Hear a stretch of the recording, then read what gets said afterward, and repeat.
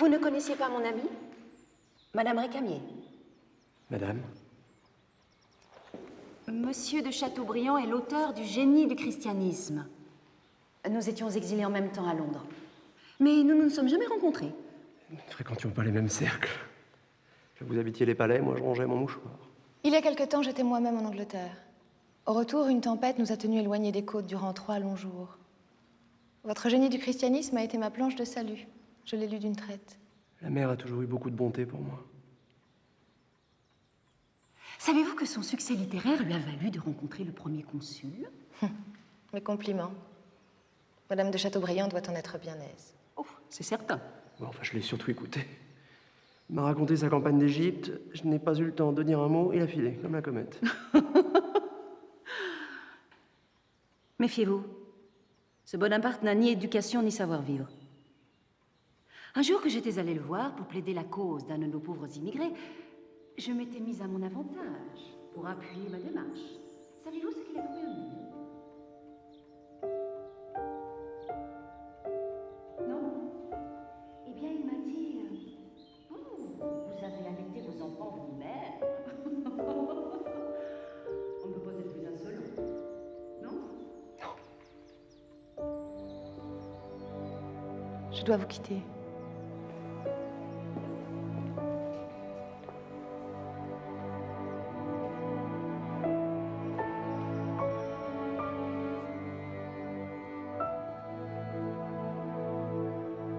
J'ai aimé, j'ai été aimé.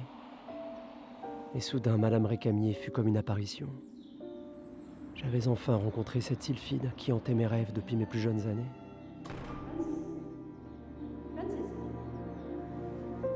Francis?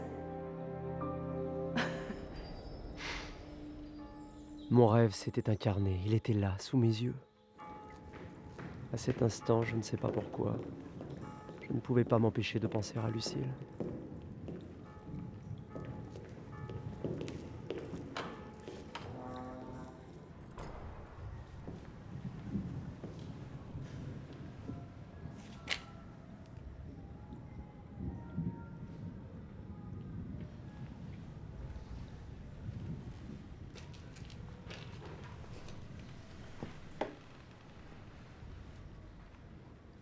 Je vais vivre pour la première fois avec Céleste.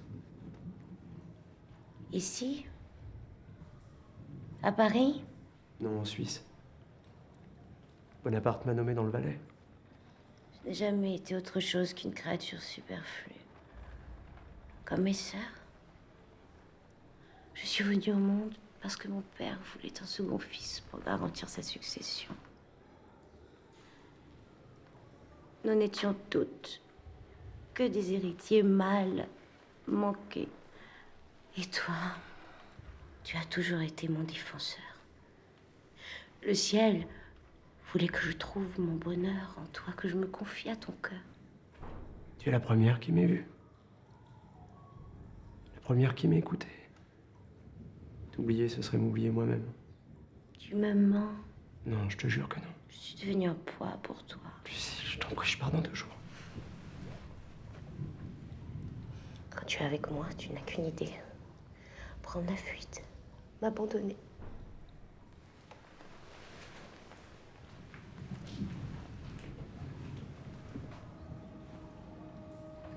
Je te fais peur.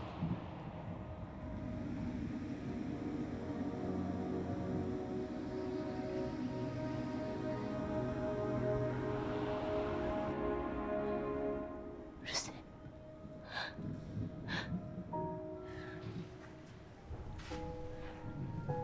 Je sens la mort. Sens. Sens! Lucie.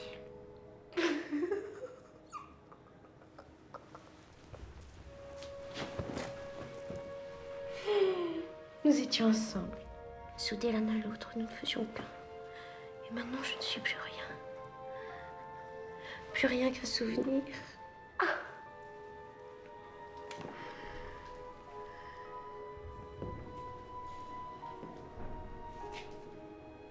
Je reviendrai te voir bientôt, je te le promets. Sale menteur! Bon valet. Bon valet. Adieu.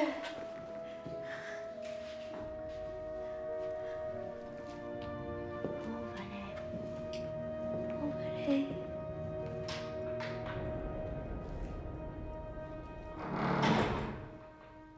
Je ne devais plus jamais revoir Lucille.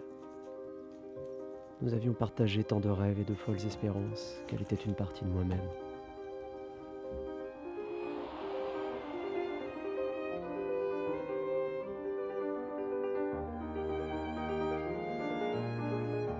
Quand on m'apprit qu'elle avait mis fin à ses jours, la nouvelle m'atteignit en plein cœur. Mon chagrin fut immense, je ne pouvais m'ôter de l'esprit qu'elle s'était suicidée à ma place.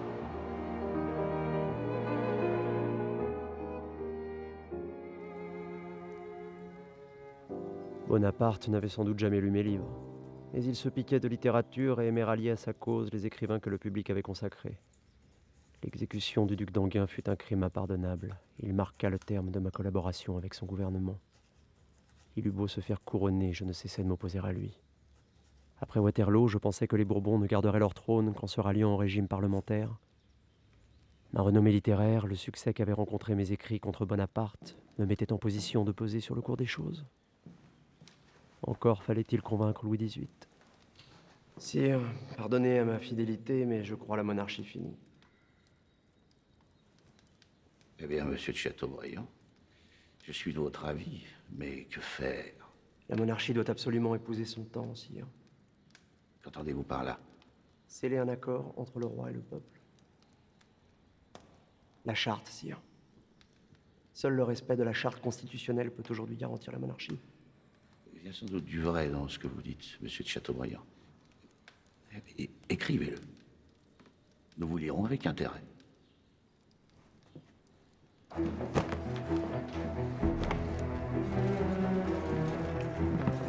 Tous les favoris qui rôdent autour du trône, les favoris qui prolifèrent à l'ombre du trône, ce sont eux qui ont donné naissance au système politique actuel.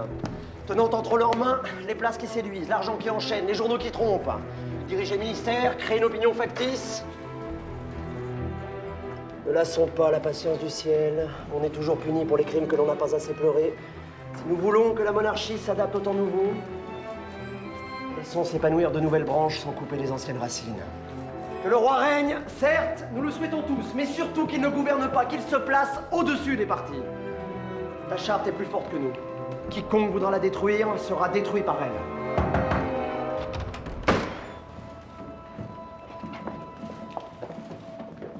Monsieur de Chateaubriand, j'ai reçu l'ordre de mettre sous scellé tous les exemplaires de votre brochure intitulée De la monarchie selon la charte. Qui vous a donné cet ordre? Monsieur Decazes, ministre de la police. Les brochures resteront là. Vive la liberté de la presse! Je m'oppose à cette saisie. Monsieur de Chateaubriand, vous contrevenez à l'ordre public. Non, monsieur, je m'oppose à l'arbitraire. Je n'ai tout de même pas bravé Bonaparte pour me laisser impressionner par un monsieur Decazes. Moi, j'ai l'ordre de tout saisir. Rien ne sortira d'ici. On n'emporte rien. Vive Monsieur de Chateaubriand! Vous voyez bien, tout le monde s'oppose à la saisie. Emportez tout!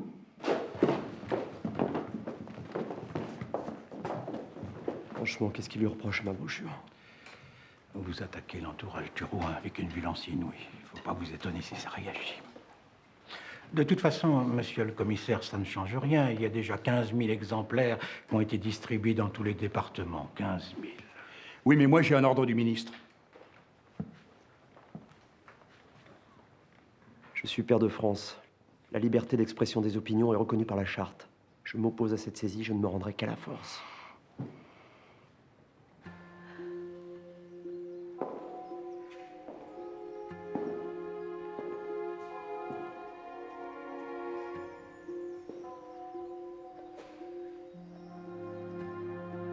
Allons nous promener dans la nature. C'est là que nous la retrouverons le plus sûrement.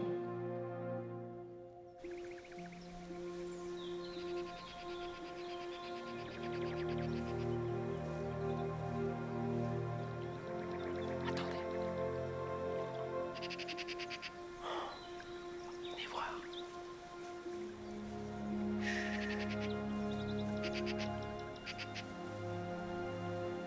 Alors ça, c'est incroyable.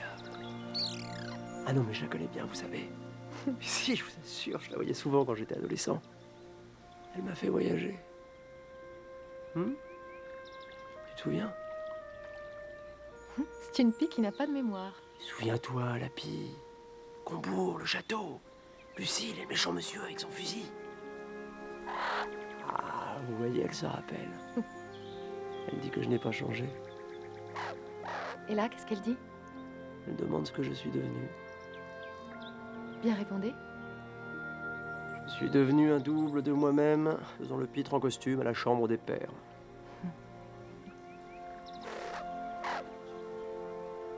Elle dit qu'en politique, l'important ce n'est pas d'être vu, mais de faire entendre sa voix. Pour cela, il faut que les gens écoutent. Ah, c'est une pie moderne. Elle dit qu'on peut aussi se faire entendre en écrivant dans un journal.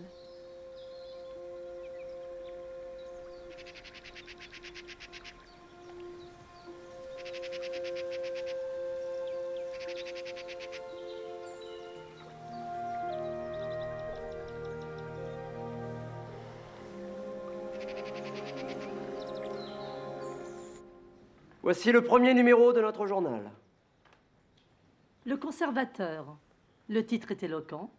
Mais que voulez-vous conserver au juste? Mais les valeurs qui ont été les nôtres pendant des siècles. La religion, la justice. La Révolution a eu la folie du changement, elle a voulu faire table rase. Depuis, nous allons au gré des vents, des courants, tel un navire dématé.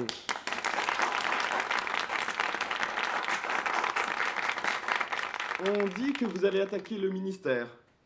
Je juge la politique de Monsieur Descazes nuisible à mon pays. Je le dis, je l'écris, c'est mon droit. Peut-on être royaliste contre le roi? Certainement pas. Mais l'absence de liberté conduit à toutes les violences, à tous les excès. C'est pourquoi je défendrai toujours la liberté de la presse, envers et contre tous.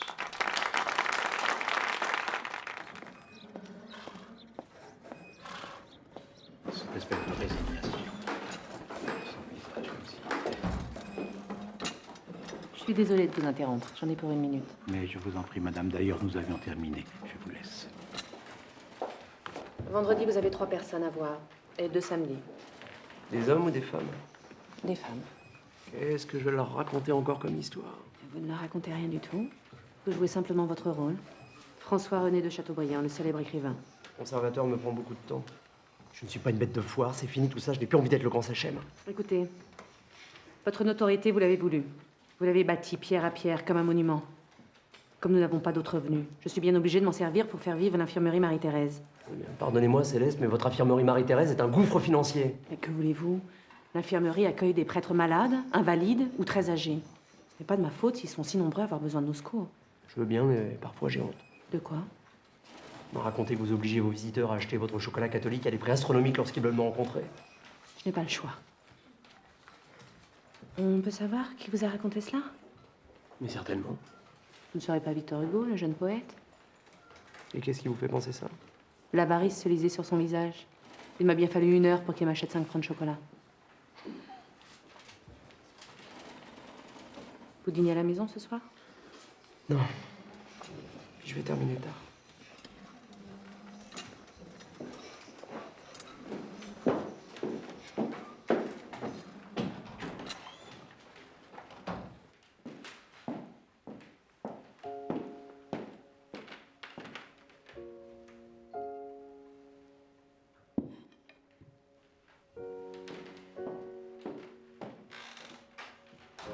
Vous êtes tourmenté. Je suis tourmenté, oui. C'est le sort du conservateur qui vous inquiète. Avec toutes ces nouvelles lois sur la presse, il ne va pas être facile d'en poursuivre la publication. Eh bien, montrez de l'habileté. Je voudrais bien, mais... Si la disparition du conservateur est inéluctable, prenez l'initiative. Fermez-le. Vous avez raison. Vous avez raison, je vais annoncer que j'arrête le journal. Que j'appelle tous les royalistes à serrer les rangs autour du roi. Et vous entrerez au gouvernement. La ficelle n'est pas un peu grosse.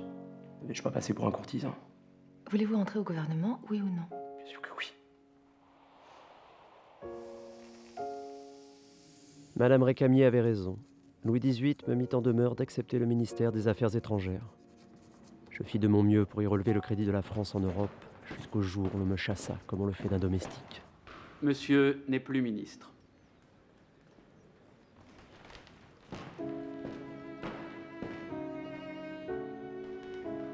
Quand Louis XVIII mourut en 1824, Charles X lui succéda. Mon seul espoir était de voir un jour monter sur le trône le jeune duc de Bordeaux, dont la mère, la duchesse de Berry, n'avait montré à mon égard que de la bienveillance. Malheureusement, Charles X voulut se libérer de la charte et revenir à l'ancienne monarchie. Je jugeais qu'il était de mon devoir de le mettre en garde. Sire, Merci. Charles X refusa de m'entendre. Je savais la monarchie perdue. Je m'enfermai alors dans mon chagrin et ne revins à la chambre des pairs qu'après la Révolution de 1830. Charles X a abdiqué, mais le trône n'est pas vacant. Après lui venait un enfant, le fils de la duchesse de Berry. Je propose donc Henri V, duc de Bordeaux, tout simplement comme une nécessité de meilleure loi que celle que l'on veut nous imposer. Monsieur de Chateaubriand, la nécessité du jour est le retour à l'ordre. Et Henri V sur le trône ouvrirait la porte au pire des ordres. Et Louis-Philippe a volé le trône à un enfant. Une monarchie qui s'établit sur une pareille forfaiture sera forcément un régime bâtard. C'est une honte! C'est une honte! Vous voulez un roi nommé par les chambres ou élu par le peuple, mais je suppose que vous voulez aussi garantir les libertés. Notamment celle de la presse. Louis-Philippe a toujours défendu la liberté de la presse, alors que Charles X l'a foulé aux pieds. Ce fut une faute, je l'ai dit. Mon opinion concernant la liberté de la presse est claire et connue de tous. Faites preuve des contradictions, monsieur de Chateaubriand!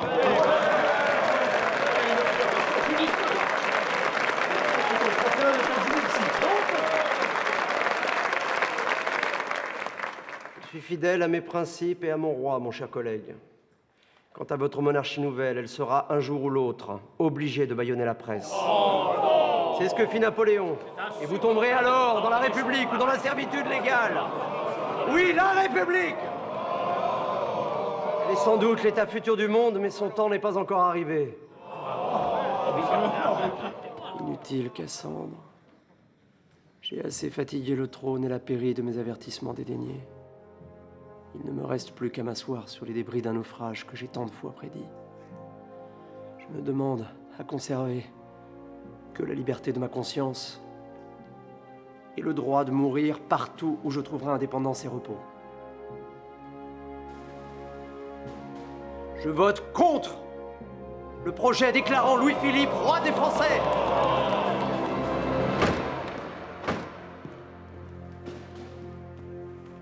Vous fouillez tout de fond en comble.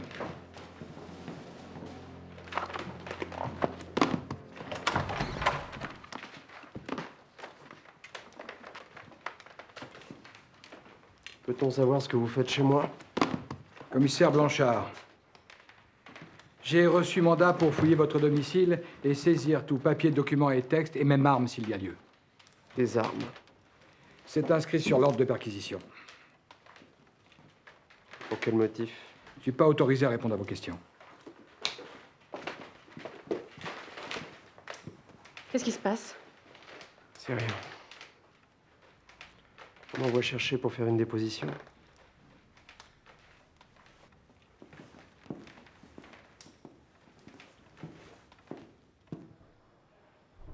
Quels sont vos liens avec la duchesse de Berry? J'ai pour son Altesse royale de l'estime et du respect. Vos liens politiques? Son fils est mon roi. Le roi s'appelle Louis-Philippe. Je ne connais pas. La duchesse de Berry fomente un complot. Elle vous a nommé membre de son gouvernement secret. Vous savez que vous pouvez être accusé d'atteinte à la sûreté de l'État? Que je m'oppose à l'actuel gouvernement n'est un secret pour personne, sauf pour la police peut-être. Mais je ne participe à aucun complot. Monsieur, pourtant, j'ai là... C'est la parole d'un pair de France contre celle d'un nouveau mouchard. Monsieur de Chateaubriand, nous n'avons rien trouvé chez vous de compromettant, aucun document, rien, aucune arme. Vous êtes libre. Néanmoins, vous restez à la disposition de la police.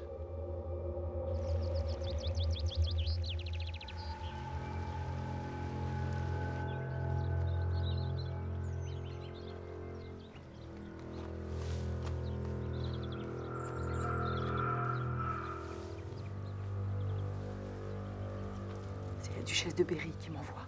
Elle a besoin d'un homme de confiance pour plaider sa cause auprès du roi Charles X. Elle a pensé à vous. Elle veut que je me rende à Prague pour voir Charles X. On veut lui retirer son rang de princesse française, ainsi que la tutelle du jeune roi, son fils. L'enfant ignore tout du monde. S'il venait à régner un jour, il en serait incapable. Pour votre voyage.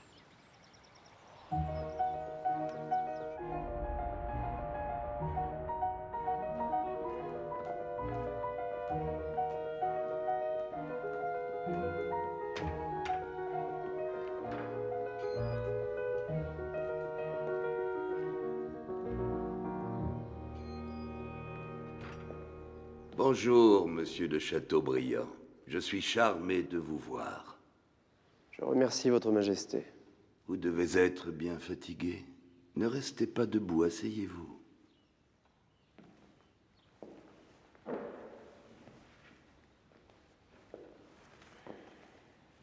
Comment se porte votre femme? Elle va bien, merci. Parlez plus fort. Je n'entends pas très bien. Pardonnez-moi, sire. J'ai avec moi une lettre que m'a chargé de vous remettre la duchesse de Berry. Elle a donné le jour à un enfant illégitime. Elle s'était mariée en secret avec le duc della Gladia. La pauvre a été victime d'une campagne de calomnie. La duchesse de Berry s'est conduite comme une aventurière. Je suis aussi porteur d'une lettre destinée à ses enfants. L'éducation du prince lui importe et à moi aussi. Si elle était confiée à une personne attentive aux évolutions de la société et du monde, on pourrait construire une royauté moderne qui sauverait la France de la médiocrité dans laquelle elle a sombré. Les enfants ignorent ce qui est arrivé à leur mère. Promettez-moi de ne rien leur en dire. Comme il vous plaira, sire. Vous verrez les enfants plus tard. En attendant, allez vous reposer.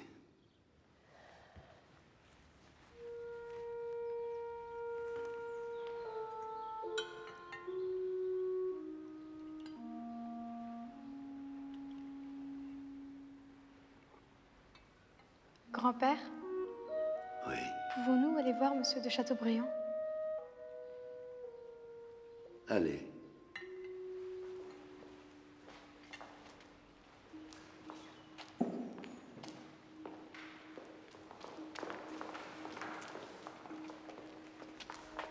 Monsieur de Chateaubriand, racontez-nous l'Amérique.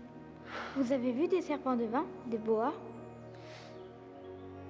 J'ai vu beaucoup de serpents en Amérique. Oui, les serpents à sonnette dans le génie du christianisme. Ma mère l'a lu avec moi.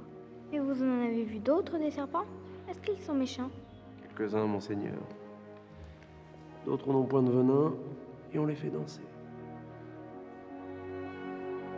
Voilà comment, après avoir fait le tour de la société, après être passé par les diverses civilisations, après avoir supposé des perfectionnements inconnus, on se retrouve au point de départ en présence des vérités de l'écriture. Il ne me reste plus de combat à livrer. Je ne perçois plus aucune pension. J'ai vendu tout ce qui pouvait l'être. Il ne me reste plus que mes mémoires.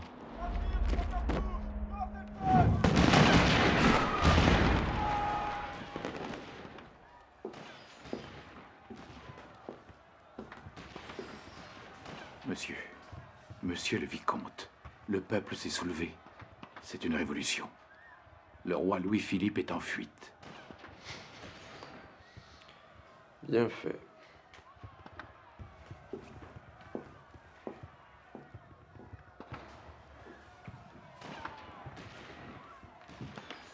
Juliette? Juliette? Vous voulez bien me porter à la fenêtre?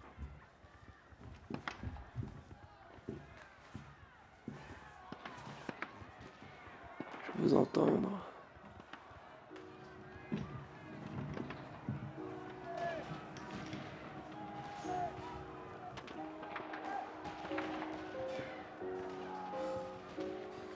Les nuages qui passent dans le ciel m'ont toujours donné envie de fuir.